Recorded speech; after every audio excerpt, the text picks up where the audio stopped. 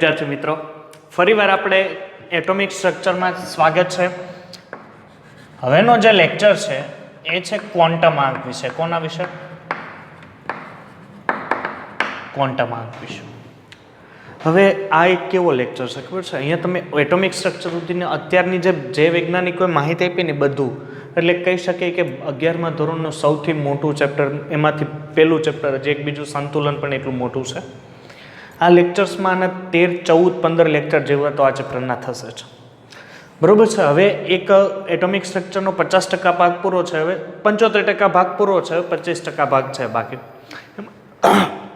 એમાંથી ક્વોન્ટમ આંક છે. તો ક્વોન્ટમ આંક શું છે? ક્વોન્ટમ આંક એક તત્વની ઇલેક્ટ્રોન રચના વિશે ખ્યાલ આપે છે. કેના વિશે? તત્વની ઇલેક્ટ્રોન રચના વિશે. તો ધ્યાન આપજો, ક્વોન્ટમ આંક એમાં કુલ 4 પ્રકારના ક્વોન્ટમ આંક હોય છે. કેટલા? 4. એક મુખ્ય ક્વોન્ટમ આંક હોય, એક ગૌણ ક્વોન્ટમ આંક જેને તમે એઝીમ્યુથલ ક્વોન્ટમ આંક પણ કહી શકો, અથવા કોણીય વેગમાન ક્વોન્ટમ આંક પણ કહી શકો. ત્યારબાદ આવે એક ચુંબકીય ક્વોન્ટમ આંક અને એક સ્પિન ક્વોન્ટમ આંક. એવા કુલ 4 પ્રકાર છે. એમાંથી આપણે પ્રથમ પ્રકાર છે એ છે મુખ્ય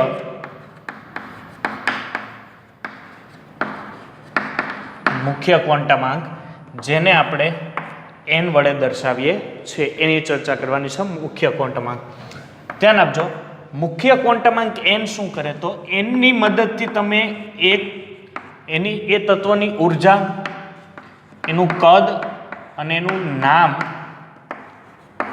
જાણી શકાય છે, બરોબર છે. મુખ્ય ક્વોન્ટમ આંકને ઘણીવાર આપણે કહીએ તો કક્ષા કહેવામાં આવે. શું કહેવામાં આવે? કક્ષા કહેવામાં આવે. હવે કક્ષાઓ ક્યાં હોય? સર, કક્ષાઓ 1, 2, 3 થી શરૂઆત થાય. શું થાય? 1, 2, 3 થી ઇન્ફિનિટી સુધીની હોય કક્ષાઓ, બરોબર છે. એના નામ આ રીતના આપવામાં આવે: K, L, M, N. આગળ જવા એટલે એક પહેલી કક્ષક હોય, ક્વોન્ટમ આંક 1 હોય તો એનું નામ K, 2 હોય તો L, 3 હોય તો M, 4 હોય તો N, પછી O, P, Q, R, S, T, U, V, W, X, Y, Z. એ પ્રમાણે આગળ તમે વધતા જાઓ, બરોબર છે. હવે હું તમને ઉદાહરણ આપું કે આ કેન્દ્ર છે. શું છે? કેન્દ્ર છે. એની અર્થે ફરતે આ હું તમને કક્ષકો આપું છું, આ કક્ષાઓ. તો આ n = 1 થઈ, આ 2 થઈ, આ 3 થઈ, તો આને તમે K, L, M, આ કક્ષાઓ કહેવાય. શું કહેવાય? એનો મિનિંગ કક્ષાઓ. તો હું ધ્યાન આપું, જો n વધે, ધ્યાન આપજો, જો n વધે તો કેન્દ્રથી અંતર વધે. શું વધે? તો જો n વધે તો કક્ષકનું કેન્દ્રથી અંતર વધે. એટલે Rn હું સૂત્ર મૂકું છું 0.529 × n²/z એંગસ્ટ્રોમ. આ તમારી પાસે સૂત્ર હતું. હવે જો n વધે, n એટલે 1, 2, 3, 4, જો R1 હોય તો એની સાપેક્ષમાં R2 કેવો હોય? મોટો, કારણ કે અહીંયા તમે 2 મૂકી દો. પછી R3 એના કરતાં મોટો, એટલે ત્રિજ્યાઓ શું થાય? વધતી જાય. અહીંથી તમે પહેલી જો તો આ પહેલી ત્રિજ્યા, પછી આ બીજી ત્રિજ્યા, આ કેવી થઈ? ત્રીજી ત્રિજ્યા. એટલે કદ શું થાય? વધે. એના શું થાય? અંતરથી કે કેન્દ્રથી અંતર વધે એટલે સાથે સાથે શું કહીએ આપણે? કદ પણ વધે. તો ઉર્જા શું થાય? તો ઉર્જા માટેનું સૂત્ર છે -13.6 × z² ઇલેક્ટ્રોન વોલ્ટ પ્લસ પ્રતિ એટમ. એટલે ઉર્જા પણ શું થાય? વધે. એટલે E1 કરતાં E2 ની કેવી? વધારે, કારણ કે n = 2 મૂકો, પછી E2 કરતાં E3 ની પણ કેવી આવશે? ઉર્જા વધે છે, બરોબર છે. હવે આ જે કક્ષાઓ હોય ને, n = 1 છે, તો એક કક્ષાઓમાં પાછી જો ધ્યાન આપજો, સૌથી પહેલા કક્ષા હોય, પછી એમાં આવે કક્ષક અથવા એને ઉપકક્ષક કહેવાય, પછી એમાં આવે પેટા કક્ષકો. કઈ? પેટા કક્ષકો. તો આમાં જે કક્ષા હોય એમાં કક્ષકોની સંખ્યા મેળવવી હોય, કેટલી કક્ષકોની સંખ્યા મેળવવી હોય તો એનું સૂત્ર છે n². એટલે તમને ખબર પડી જાય કે n નંબર, જો બીજા નંબરની કક્ષા છે તો એમાં કક્ષકો કેટલી છે. એક્ઝામ્પલ આપું કે n = 2 છે, કક્ષા કેટલી છે? કેટલામી છે? સર, બીજી કક્ષા છે, તો એમાં કક્ષકો કેટલી હશે? તો કક્ષકો માટેનું સૂત્ર શું છે? n². તો 2 મૂકો તો 2, 2 નો વર્ગ 4, એટલે એમાં કક્ષકો કેટલી હશે? 4 કક્ષકો હશે. કેટલી હશે? 4 કક્ષકો ખબર પડશે. હવે એમાં ઇલેક્ટ્રોનની સંખ્યા માટેનું સૂત્ર શું છે? તો ઇલેક્ટ્રોનની સંખ્યા માટેનું સૂત્ર છે 2n². બરોબર છે, આ યાદ રાખજો. ચાલો, કક્ષક મુખ્ય ક્વોન્ટમાંક 1 પૂરો થયો. સેકન્ડ નંબરની જે થિયરી છે એ છે એઝી મ્યુથલ. ધ્યાન આપજો, શું છે? એઝી મ્યુથલ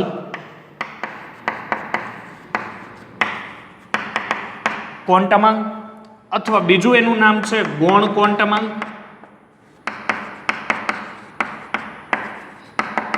અને ત્રીજું નામ છે કોણીય વેગમાન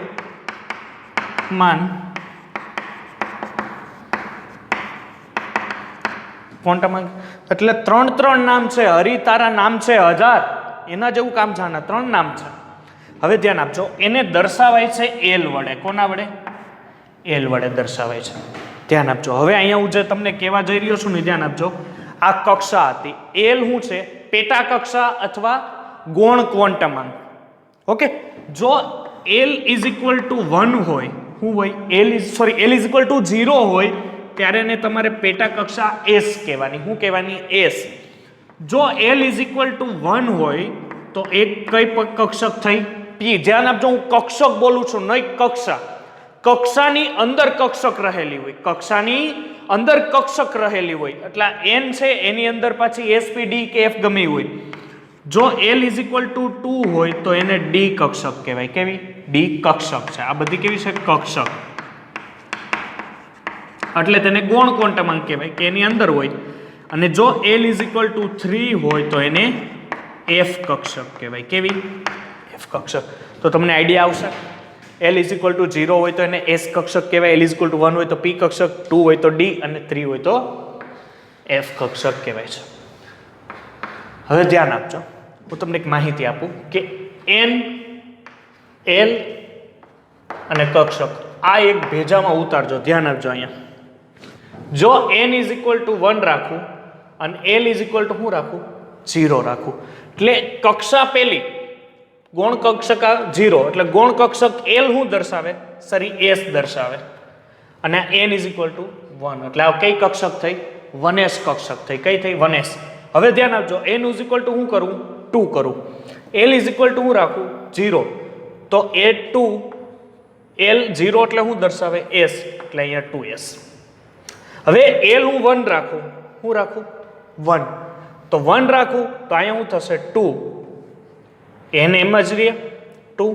હવે l ઇઝ ઇક્વલ ટુ 1 એટલે p, તો 2p. તો ધ્યાન રાખજો, કક્ષા નંબર 2 માં કેટલી કક્ષકો છે? 2. 2s અને 2p. ક્લિયર છે? ચાલો ત્રીજા નંબર આવો તો આ શું થશે? 3s. જો l ઇઝ ઇક્વલ ટુ 1 કરું તો 3p. જો l ઇઝ ઇક્વલ ટુ 2 કરું તો 3d. તો કક્ષા તો એમની એમ જ રહી, પણ આ શું થાય? કક્ષકો 3d થઈ ગઈ. ફરીથી 4 નંબર 0 તો 4s. l is equal to 1 કરું તો l ઇઝ ઇક્વલ ટુ 1 એટલે p કક્ષક, તો અહીંયા થશે 4p કક્ષક. l ઇઝ ઇક્વલ ટુ 2 કરું તો આ થશે 4d કક્ષક. કઈ થશે? 4d કક્ષક. અને l ઇઝ ઇક્વલ ટુ 3 કરું તો 4f તો નહીં આવે, બસ અહીંયા સુધી રહેશે. પછી 5મું. આ રીતના તમે આગળ આમાં વધી શકો છો. બરોબર છે? તમને આઈડિયા બેસશે. એટલે n અને આ એક કક્ષકો. બરોબર છે? n ઇઝ ઇક્વલ ટુ 1 હોય તો 1s, n is equal to 2 અને l ઇઝ ઇક્વલ ટુ 0 હોય. n ઇઝ ઇક્વલ ટુ 2 એટલે 2 નો 2 જ બેસ છે, બીજી કક્ષક છે. l ઇઝ ઇક્વલ ટુ 0 એટલે કઈ કક્ષક થઈ? 2s કક્ષક થઈ. પછી l ઇઝ ઇક્વલ ટુ શું કરવું?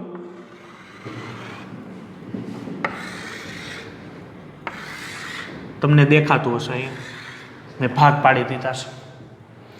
ઓકે, ચાલો. જો n ની કિંમત સમાન હોય,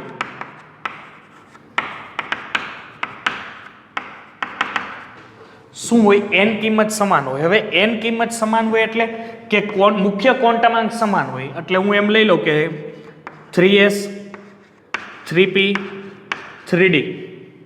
ધ્યાન આપો તો 3s 3p 3d આમાં n એટલે મુખ્ય ક્વોન્ટમાંક જે આગળ લખ્યો છે બધા એમ કેવો છે? સમાન છે. તો એનો ઉર્જાનો જે ક્રમ છે એ કેવો હોય કે સૌથી ઓછી ઉર્જા એસ કક્ષકની હોય, એનાથી વધારે પી હોય અને એનાથી વધારે કોણ હોય? ડી હોય. ક્યારે? પણ જ્યારે એનની કિંમત કેવી હોય? સમાન હોય. હું દાખલા તરીકે ઉદાહરણ આપું તો સૌથી ઓછી કોની? એસ, પછી પી, પછી ડી અને પછી એફ કક્ષક. આ 4 કક્ષક હોય. એમાં ઉર્જાની જો આપણે માહિતી મેળવી કે કોણ વધારે ઉર્જાવાળું હોય, પણ ક્યારે? કે જ્યારે એનની કિંમત કેવી હોય? સમાન હોય ત્યારે. બીજો પોઈન્ટ લખું છું, જો એલની કિંમત સમાન હોય,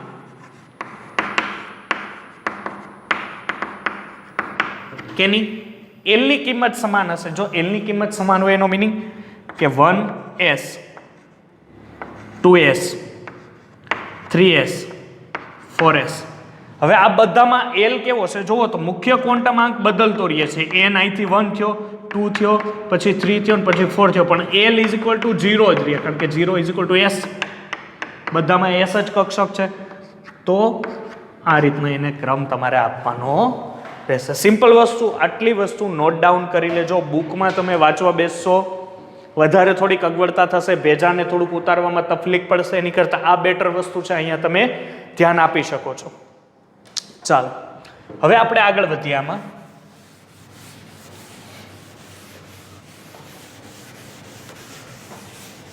ચાલો હવે એલમાં કોણીય વેગમાન માટેનું સૂત્ર છે. કોનું? કોણીય વેગમાન. કોણીય વેગમાન માટેનું સૂત્ર શું છે? એનું સૂત્ર છે under route L L plus 1 h/2π. આ કોણીય વેગમાન. કયા કોણીય વેગમાન? તો સર આ કક્ષકોના કોણીય વેગમાનનું સૂત્ર છે. કોના? કક્ષકોના કોણીય વેગમાનનું સૂત્ર છે. ઘણીવાર આને આ રીતના પણ લખવામાં આવે છે L L plus 1 h psi, because h psi is equal to h/2π. Clear છે? સમજ પડી જશે તમને. હવે હું એક્ઝામ્પલ આપું કે દાખલા તરીકે પી કક્ષકનું કોણીય વેગમાન મેળવો તો કેનું? પી કક્ષકનું કોણીય વેગમાન. તમને આવો પ્રશ્ન પૂછે તો પી કક્ષકનું કોણીય વેગમાન સાહેબ મેળવી લઈએ. ચાલો મેળવો. પી કક્ષક માટે શું સૂત્ર મૂકી દો પહેલા? l is equal to l plus 1 h/2π. ચાલો પી કક્ષક છે, l આવે તો પી કક્ષક માટે l શું થાય? પી કક્ષક માટે l is equal to 1. Okay, ચાલો મૂકો. 1 1 પ્લસ 1 h/2π એટલે આ થશે √2 h/2. કઈ કક્ષકનું? પી કક્ષકનું કોણીય વેગમાન તમને મળી ગયું. ખબર પડશે? h ની કિંમત મૂકીને પણ તમે જવાબ લાવી શકો. એટલે આ એક સૂત્ર તમારા માટે ઇમ્પોર્ટન્ટ થશે. આજે બુકમાં આપેલું નથી, ધ્યાન આપજો આ માહિતી ઉપર ખાસ. હવે એક આવે કે કક્ષકોમાં ઇલેક્ટ્રોનની સંખ્યા. રેડી? શું છે? કક્ષકોમાં ઇલેક્ટ્રોનની સંખ્યા. ચાલો એ જોઈએ આપણે. હવે એસ કક્ષક છે તો એસ કક્ષકમાં મેક્સિમમ કેટલા ઇલેક્ટ્રોન સમાઈ શકે એના માટેનું સૂત્ર છે. ધ્યાન આપજો 2l પ્લસ 1. આ સૂત્ર યાદ રાખી લીધો એટલે તમે ભવસાગર તળી ગયા. ચાલો પહેલી કક્ષક કઈ છે? એસ. તો એસ કક્ષકમાં મેક્સિમમ કેટલા ઇલેક્ટ્રોન જઈ શકે? તો એસ કક્ષક માટે l is equal to 0. l is equal to 0 સૂત્રમાં મૂકો. 0 2 ગુણ્યા 0 એટલે 0 પ્લસ 1 એટલે 1, 2 એકા 2 એટલે 2 ઇલેક્ટ્રોન જઈ શકે. કેમાં? એસ કક્ષકમાં 2 થી વધારે ઇલેક્ટ્રોન જઈ શકે નહીં. ચાલો પી કક્ષક. પી કક્ષક માટે l ઇઝ ઇક્વલ ટુ 1. હવે l ઇઝ ઇક્વલ ટુ 1 હોય તો મૂકો અહીંયા 2 એકા 2, 2 એકા 2 અને આ કેટલા થશે? 3, 3 દુ 6 એટલે મેક્સિમમ એક પી કક્ષકમાં 6 જ ઇલેક્ટ્રોન સમાઈ શકે, 6 થી વધારે ના સમાઈ શકે. ચાલો ડી કક્ષક. તો ડી કક્ષક માટે l, સર ડી કક્ષક માટે l2. ચાલો મૂકો. 2 દુ 4, 4 ને 1 5, 5 દુ 10, મેક્સિમમ 10 ઇલેક્ટ્રોન. 10 થી વધારે એક પણ ઇલેક્ટ્રોન એમાં સમાઈ શકે નહીં. ચાલો f. l is equal to f માટે 3. 3 દુ 6, 6 ને 1 7, 7 દુ 14 એટલે મેક્સિમમ 14 ઇલેક્ટ્રોન. આ તમારું રામબાણ છે કે કઈ કક્ષકમાં કેટલા ઇલેક્ટ્રોન સમાવી શકવાની ક્ષમતા છે. આ તમારું રામબાણ છે. કેમ આવે છે એ આનું સૂત્ર અહીંયા રહ્યું. ઓકે, ત્યારબાદ કક્ષકોની શક્તિનું સૂત્ર અથવા ઉર્જાનું સૂત્ર એ છે n પ્લસ એલ. શું છે? n plus L. સિમ્પલ સૂત્ર છે, યાદ રાખી લેજો. n પ્લસ એલ નું મૂલ્ય જેમ વધુ એમ કક્ષકની ઉર્જા કેવી? વધારે. n એટલે મુખ્ય ક્વોન્ટમાંક, l એટલે શું થશે સર? સ્પિન ક્વોન્ટમાંક. એ બેયનો સરવાળો કરો. જો તમને ઉર્જા વધારે મળે, જેમ મૂલ્ય વધારે મળે એમ એની ઉર્જા વધારે. તો સાહેબ આમનામ થોડું ચાલે, ઉદાહરણ તો જોઈએ. અમારે ઉદાહરણ જોઈએ બચાવ. તો ચાલો હું આપું છું તમને કે 2s છે અને 3p છે. આ બેમાંથી ઉર્જા કોની વધારે? તો ચાલો આનું સૂત્ર મૂકો n પ્લસ એલ, આનું મૂકો n પ્લસ એલ. ચાલો આનો n થશે 2, s l હોય તો સર 0, 3 l એટલે p માટે 1, તો 1 4. આનો સરવાળો 2 થયો ને આનો સરવાળો 4. કોની ઉર્જા વધારે? 3p ની ઉર્જા વધારે. ક્લિયર છે? સિમ્પલ વસ્તુ. ખબર પડશે? ચાલો હવે આપણી પાસે છે નવું જે થિયરી છે એ છે ચુંબકીય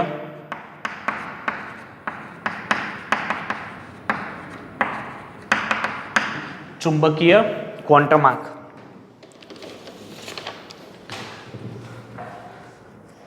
જો લિન્ડ નામના વૈજ્ઞાનિક હતા. કયા? લિન્ડ નામના વૈજ્ઞાનિક. એણે સૌ પ્રથમ ચુંબકીય ક્વોન્ટમાંકની ચર્ચા કરી. હવે ચુંબકીય ક્વોન્ટમાંક શું દર્શાવે ખબર છે? કક્ષકમાં રહેલી ઉપકક્ષકો. ધ્યાન આપજો, કક્ષકમાં રહેલી એટલે સૌથી પહેલા જે આ હોય ને આ કક્ષા હોય, આ શું હોય? કક્ષા. એ જે તમે મુખ્ય ક્વોન્ટમાંક જોયો. એના પછી કક્ષકો હોય. કક્ષકો એટલે કઈ કક્ષકો હોય? s p d અને f હોય. શું હોય? s p d અને f હોય. અને s p d f ની અંદર પણ પાછી બીજી કક્ષકો હોય, એની આપણે ચર્ચા કરવાની છે. લીડ નામના વૈજ્ઞાનિકે કીધું જ્યારે ઇલેક્ટ્રોનનું વાદળ આચ્છાદન દર્શાવે છે ત્યારે ચુંબકીય ક્વોન્ટમાંક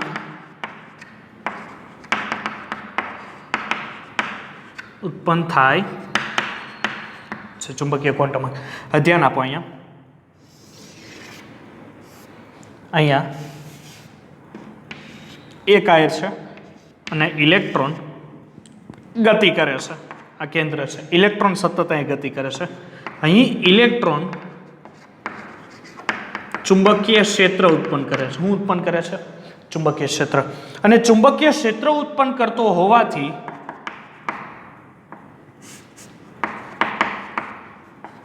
અને તેથી તે પેટા કોષોને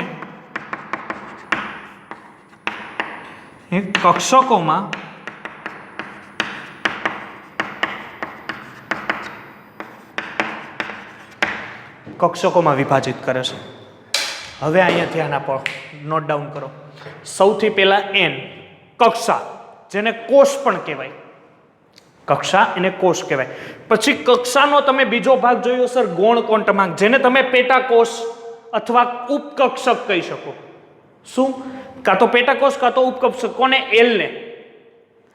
હવે આ ચુંબકીય ક્ષેત્ર ઉત્પન્ન કરે ને એને કારણે પેટાકોષ છે અથવા ઉપકક્ષક છે એનું વિભાજન એક કક્ષકમાં કરે. કેમાં કરે?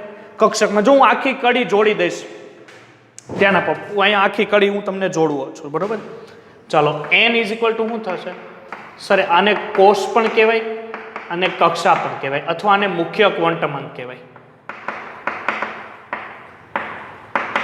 પછી કોણ આવ્યું? l. આ l ને ઉપકોષ અથવા પેટાકોષ અથવા ઉપકક્ષક કહેવાય. આનું મૂલ્ય શું હોય? n ઇઝ ઇક્વલ ટુ 1 2 3 થી અંદર સુધી, જેને k l m વડે પણ તમે દર્શાવી શકો. k l m n. Clear છે?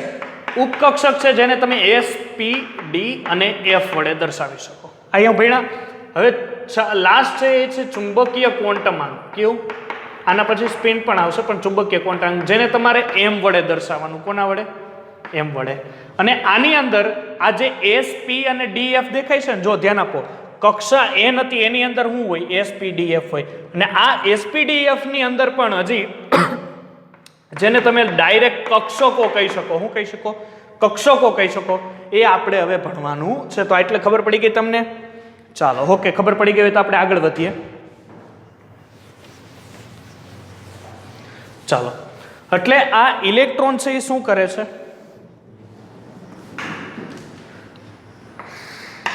આ પેટાકોષોને કક્ષકોમાં વિભાજિત કરે છે. હવે પેટાકોષોને કક્ષકોમાં વિભાજિત એટલે પેટાકોષ L = 0 લઈએ. L = શું લઈએ? 0. આ ચુંબકીય ક્વોન્ટમાંક છે ને m = શું હોય? -L થી 0 અને 0 થી +L. કઈ રીતે હોય છે આપણે જોઈએ. ચાલો, L = શું છે? 0. તો 0 હોય એટલે અહીંયા તમારે 0 જ રાખવાનું, જેને તમે S કક્ષક કહી શકો. કઈ કક્ષક કહી શકો? S કક્ષક.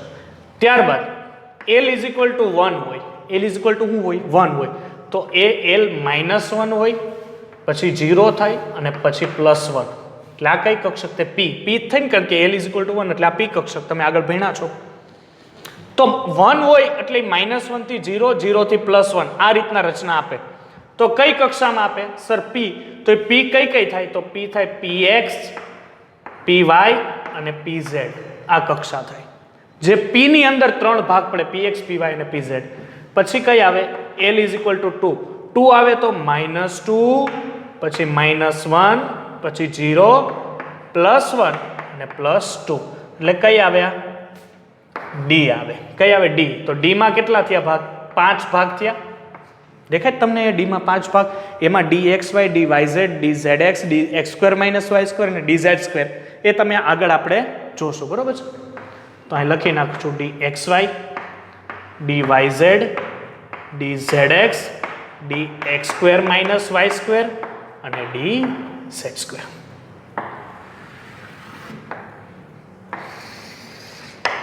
ઓકે.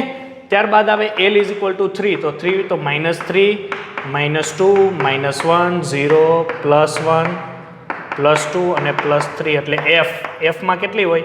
1, 2, 3, 4, 5, 6 અને 7. કુલ 7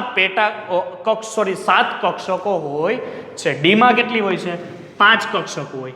SP માં કેટલી હોય છે? 3 કક્ષકો હોય. અને S માં 1 કક્ષક હોય. એના હું તમને આકાર આપું છું, ધ્યાન આપજો. આકાર તો S હોય તો એનો આકાર ગોલીય હોય. કેવો હોય? S કક્ષકનો આકાર કેવો હોય છે?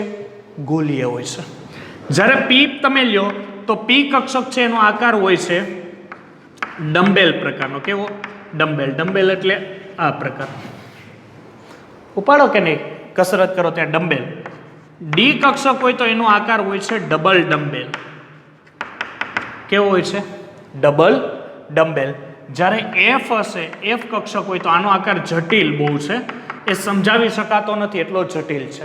એટલે મેં અહીંયા એના નામ પણ આપેલા નથી. બાકી D કક્ષક હોય તો DXY, DYZ, DZX, DX² - Y², DZ². P કક્ષક હોય તો PX, PY અને PZ. ચાલો, હવે ધ્યાન આપો અહીંયા.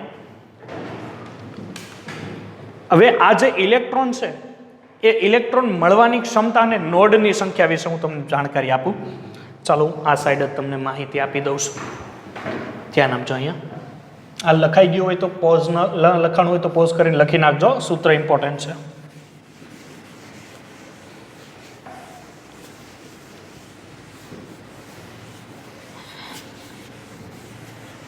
જો હવે આ એક કેન્દ્ર છે. આ કેન્દ્રની ફરતે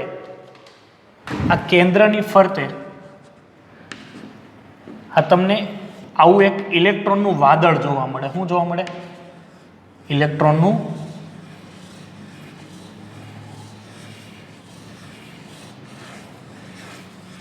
આ ઇલેક્ટ્રોનનું વાદળ જોવા મળે ને. આ ઇલેક્ટ્રોનનું વાદળ જ શું દર્શાવે? કક્ષા દર્શાવે. શું દર્શાવે? કક્ષા.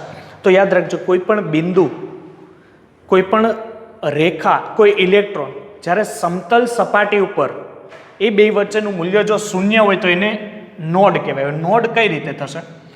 દાખલા તરીકે એક ઇલેક્ટ્રોન અહીંયા એક આને 1s કક્ષક માટે છે કારણ કે અહીંયા એક જ કક્ષક. હવે હું એક દર્શાવું.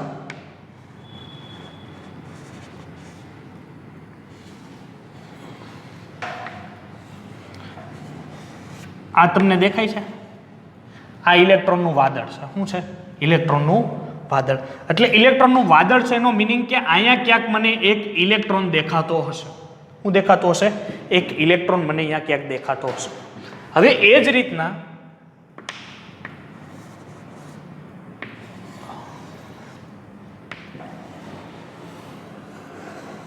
આ થોડીક જગ્યા મૂકી દો અને અહીંયા મને બીજું ઇલેક્ટ્રોનનું વાદળ દેખાય છે. શું દેખાય છે? બીજું ઇલેક્ટ્રોનનું વાદળ દેખાય છે. આ જે મને બીજું ઇલેક્ટ્રોનનું વાદળ દેખાય છે અહીંયા મને શું ખબર પડશે કે આ બે વચ્ચે ખાલી જગ્યા છે. દેખાય છે? આ ઇલેક્ટ્રોનનું વાદળ અને આ બીજું ઇલેક્ટ્રોનનું વાદળ, એની વચ્ચે જે જગ્યા છે ને એને નોડ કહેવાય. શું કહેવાય? નોડ કહેવાય. તો નોડનું સૂત્ર છે n-1. શું છે? n-1. તો હવે આ એક સ્ટ્રક્ચરમાં કેટલા નોડ છે મને કેમ ખબર પડે? ચાલો, આ પેલું છે એટલે આ 1s કક્ષક થઈ, આ બીજું છે એટલે n = 2 આવે કારણ કે આ પેલું છે એટલે n1, પછી આ શું આવશે? n2. હવે n2 છે એટલે મારે આ 2s કક્ષક થાય એમ કહેવાય. તો n નું મૂલ્ય મોટામાં મોટું કેટલું છે? 2. તો અહીંયા 2 મૂકું તો આમાં કેટલા નોડ છે? સર આમાં એક જ નોડ છે. જો તમને કદાચ દેખાતો હોય તો ભગવાનની દયાથી.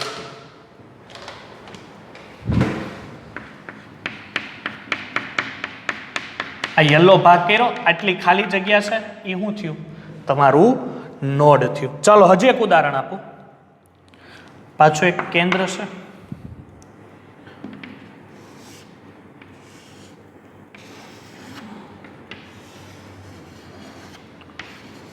ચાલો, આ 1s કક્ષક થઈ એટલે પહેલી કક્ષક.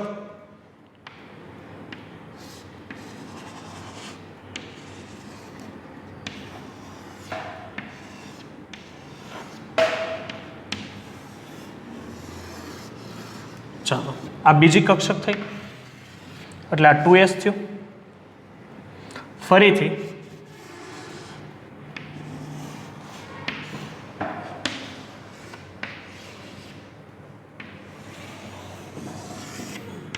આ ત્રીજી એટલે આ થઈ 1s કક્ષક થઈ, આ થઈ 2s થઈ અને આ થઈ 3s કક્ષક થઈ. કઈ થઈ? 3s. તો આમાં નોડની સંખ્યા કેટલી હશે? બરોબર છે? આ ન ગણવાનું હોય, એને પેલી કક્ષક પછી નોડ હોય. તો નોડ માટે અહીંયા શું છે? n-1. છેલ્લામાં છેલ્લું કેવું છે? સર 3n છે તો n-1 એટલે 2. તો બે નોડ છે. કયા કયા બે નોડ છે? એક તમને આ દેખાય છે, એક આ નોડ છે અને એક આ નોડ છે.